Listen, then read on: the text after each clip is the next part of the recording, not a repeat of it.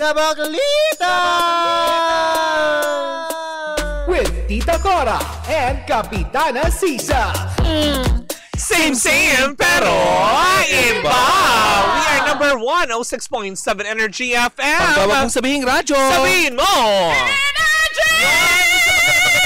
Magandang umaga pa rin po. Final hour at last gap. Diba? Para sa programang Baklita sa Woo! Muli po ako sa Kapitana Sisa. At ako naman po si Tita Cora.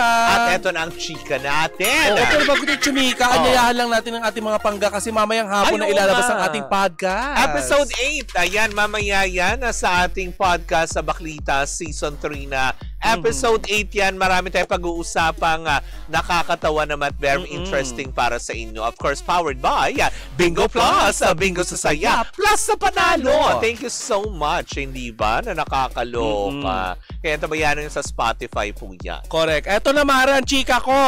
Tekla, binato ng upuan. Oo.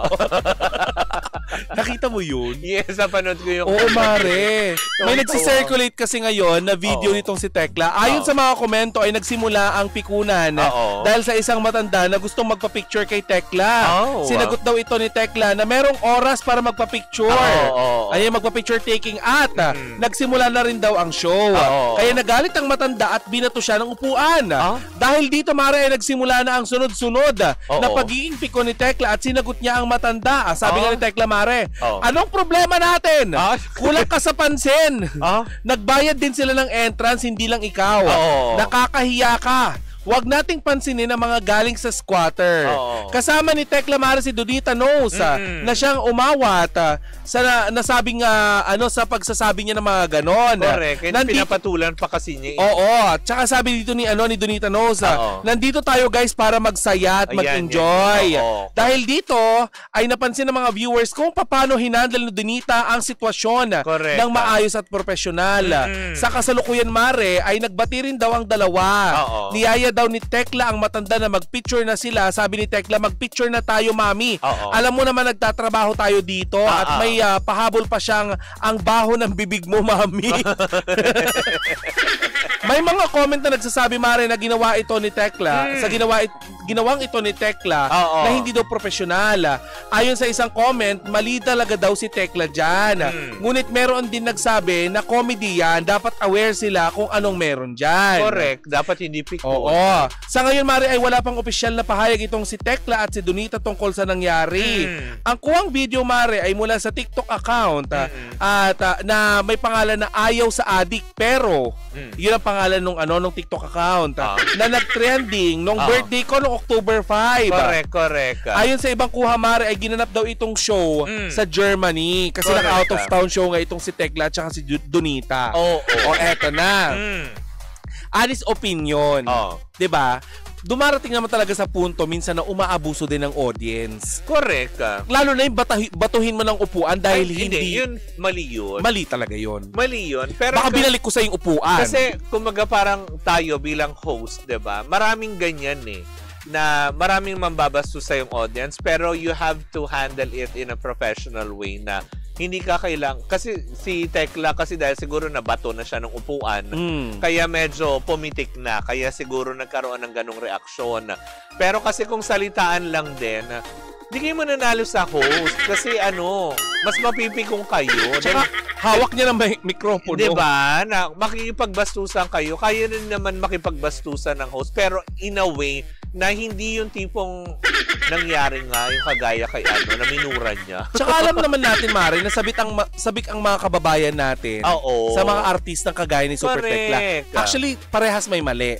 Mali si Tekla dun sa pag-handle nung galit niya. Correct. Kasi hindi dapat ganun. Dahil nandun kayo para magtrabaho. Diba? Sana nung natalakan mo na, stop na. Correct. Hindi yung sinasabi mo na nanggigigil ka pa. Yung patuloy ka. Sulak ng sulak. Correct. Diba sabi nga ni Donita doon sa sa video, shut up na. Tama na, shut up na. Magtatrabaho tayo, diba? Correct. Kumaga parang maski si ginawa na lang katatawanan. Kumaga si Donita, hindi rin niya in-expect kasi na mabatuhin sila ng Celia siguro. Kaya nagulat din. Kaya lang, yun nga, si Donita ang taga-awat kay Tekla Correct. Sa pagkuda-kuda talaga. Pero alam mo, according sa mga sa mga nakausap ko na nandyan sa show na yan, naging successful naman daw yung show. At totoo yung sinabi natin kanina sa research na ano daw talaga, nagbati din daw talaga yung dalawa. Sa huli. Oo. Nag-sorry naman. Kasi lasing daw yung nanay. Ay, may ganun. Oo, at saka ang hindi ko talaga kinakaya, bakit niyo ako tinatag? Hindi po ako yung umaawat dun sa matanda. Mara, gusto mo pa makita? Meron ba tayong kopya? Meron nandyan. Oo. Hindi ako yung umaawat dun sa matanda kasi may mga nagsasabi, ako daw yan. Hindi ako yun. Sobrang bastos naman talaga. Kaya ka nawala siguro ng 2 days. Alam mo, kasi October 5 siya nag-viral.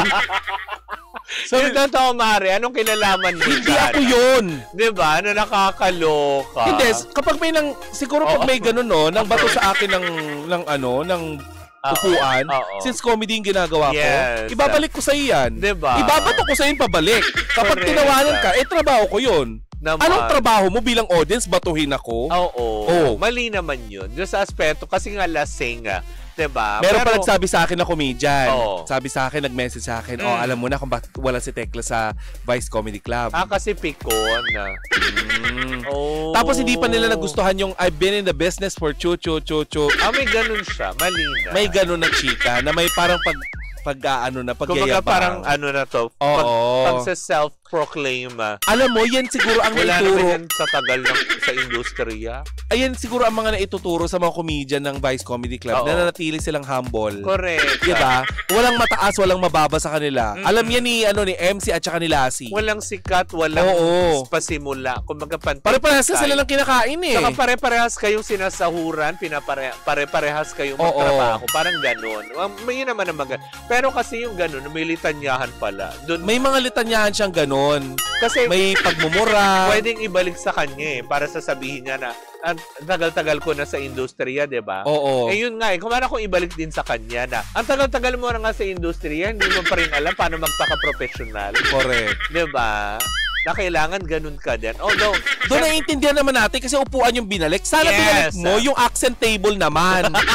Diba? Yung bakal yung paa. O kaya yung mesa, ganun. Wow, incredible hawk.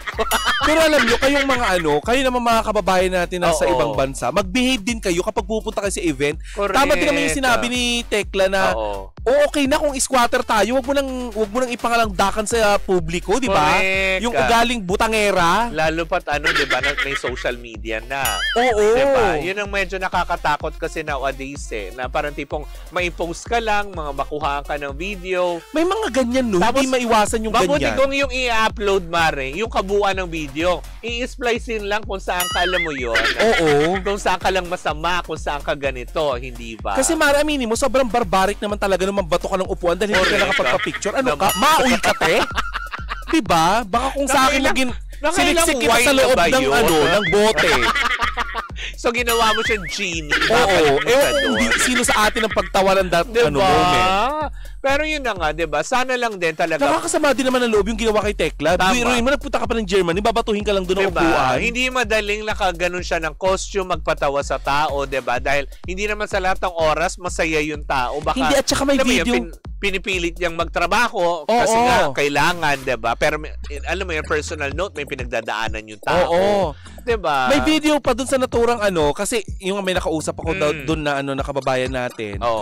Na may video pa siya doon na nung gabi na yon nasira na yung sapatos ni Tekla kasi nagtuloy-tuloy yung show. Hindi lang yun yung show kasi yun lang yung nagva-viral ngayon. Pero may video doon si Tekla na nahubaran na siya, tinanggal niya yung fur, nasira na yung sapatos niya sa pagpapatawa. In fairness, natapos sila na maayos ni Donita yung yung performance, yung show. At least, naging parte lang yung pagmamaoy ni ate at saka yung pagmamalbitan ni Tekla. Pero ang dami din talagang kwentuhan. Sa likod ng camera na ito nga si Tekla merong ng ganon. May pitik din minsan. Pero yun lang. Hindi niya nakokontrol. Kasi syempre, di ba, sabi ko nga sa'yo, ang mga komedyante, sila yung may pinakamalulungkot na buhay. Kasi hindi, tama yung sinasabi nila na yung itsura ng dalawang maskara. Sa likod ng maskara, may malungkot na muka. Kaya sana, kung sakaling nagpapatawa yung mga yan, kung just for example, itong si Tekla, di ba? Bago magpatawa yan, may disclaimer yan. Na bawal ang ganito, bawal ang ganyan. Well, halos lahat naman, di ba? Na performer. Di ba? Kaya sana respetuhin nyo din kasi trabaho nila yan eh. Correct. Di ba gusto nyo ba na batuhin din kayo ng upuan? O, di ba? Ang bakit naman doon kung nanggaling sa host yung upuan? Oo. At saka wag mong hintayin ate, na batuhin mo ako ng upuan, ibabalik ko sa yung upuan, nakapatong-patong na yung pinapahiran ng barangay, yung monoblock chair. Yung 15 pieces, ibato ko yun sa'yo na sabay-sabay. Wow. Ewan ko lang kung masalo mo. Baka mawala yung pagkamaoy mo, pati ikaw sa mundo. Baka mawala yung lasing niya doon, bigla siya mataraugan na. Hindi, tsaka baka bigla niyang gamitin, pati yung mga upuan. May papulang carpet sila, pailaw, at tsaka lona galing sa barangay. Hindi, di ba? Parang dito lang din naman. Para naman din sa mga kababayan natin abroad, lalo pat kung medyo dumadayo yung ating mga kababayan, lalo pat yung mga iniidolo yung artista, di ba? Sometimes we have to respect them din, di ba? Hindi madali yung alam mo yun, kumbaga parang sapalaran sa ibang bansa para lamang trabaho, di ba? Para mabigyan kayo ng kasiyahan kung walang inyong mga lungkot. Oo, nga't bayad nyo sila, pero huwag nyo man silang bastusin. Oo. Hindi sa pinagtatanggol namin si Tekla kasi honestly saying dito naman sa sa aspeto na to, may mali din si Tekla sa mga nabitawan niya salita. May mali doon. Pero pinatulan niya. Huwag niyo naman bastusin yung tao, 'di ba? Kaya nga nagbihis 'yan. Nagbihis, nag-makeup, bumiyahe, 'di ba? Prenesyohan nyo, nakipag-negotiation kayo dyan para kunin nyo, babatuhin nyo lang na upuan. Para mas mapasaya lang kayo. Huwag kayong bastos. Kasi kung nandyan din ako, sabi ko nga sa'yo ate, baka binalik ko sa yung upuan, kapatong-patong yan. May pangalan pa ni board member. Wow. Donated by. O kaya yung pangalan ni counselor. Oo. Yung tawag doon, yung tent. Yung tent. Baka akala ko sasabihin mo kay ate, alam mo, pagka binato mo ka ng upuan, baka ibalik ko sa'yo kasama pa tent. Oo. Diba? Kasama ko yung tent. Minsan yung mga konsihal, pwede mo pa mag-request, wag nyo nang ilagay yung mukha nyo dun sa tent. Minsan hinihiram sa burol, akala ko kayo yung nakaburol. Kasi meron nakalagay in family. Hindi, oo. Buong pamilya nyo? Buong pamilya sila. Tegibamba. Na masakir. Ay, knock on wood. Ang pangit. Ay, nako, magpaalam na muna tayo. But anyways, ako mga panggaya po muna mga kaganapan para sa araw ng Miyerkules. Bukas po magkarinig ang magkapanooran na mamuli tayo. Ako pa rin po si Kapitana Sisa. At ako naman po si Tita Cora. And we're still same pero iba. Tuloy-tuloy pa rin po ang ating tugtugan. Siyempre, dito po lamang yan sa number 106.7 Energy FM. Pag huwag mo sabihin radyo. Sabihin mo!